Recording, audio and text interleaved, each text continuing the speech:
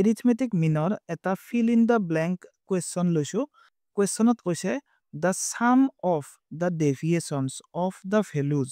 of a variable from its mean is dash ইয়াৰ আনসাৰটো কিমান হ'ব তৎক্ষণাত বুজাই দিছো ইয়াৰ আনসাৰ কিমান হ'ব আমি কেইটামান নাম্বাৰ লও suppose 1 2 3 then 6 আৰু এটা নাম্বাৰ ললো 13 এই নাম্বাৰ কেইটাৰ আমি এতিয়া এৰিথমেটিক মিন উলিয়াম ইহতৰ মিন কেনেদৰে উলিয়াম যে ইহতক প্লাস কৰিম আৰু যেটো ভ্যালু পাম সেই ভ্যালুটোক আমি কেইটা নাম্বাৰ আছে সেই নাম্বাৰটোৰে ডিভাইড কৰিম ইহতক প্লাস কৰিলে কিমান পাম 1 + 2 3 + 3 6 + 6 12 12 + 13 কিমান 25 আৰু নাম্বাৰ কেইটা আছে পাঁচটা so 25/5 কিমান হ'ব 5 so এই নাম্বাৰ কেইটাৰ arithmetic mean হৈছে 5 এতিয়া every নাম্বাৰৰ পৰা arithmetic meanৰ actual distance উলিওৱা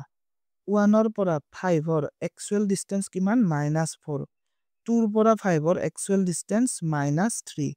3 ৰ পৰা 5 ৰ actual distance -2 then 6 - 5 1 আৰু 13 - 5 কিমান 8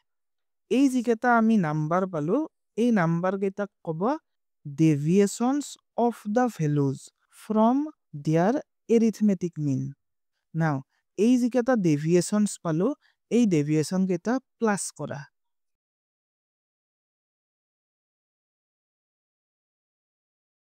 প্লাস কৰিলে কিমান পাম সোৱা -4 plus -3 -7 plus -2 কিমান -9 আৰু এইফালে কিমান হল 1 + 8 + 9 so -9 + 9 কিমান হ'ব 0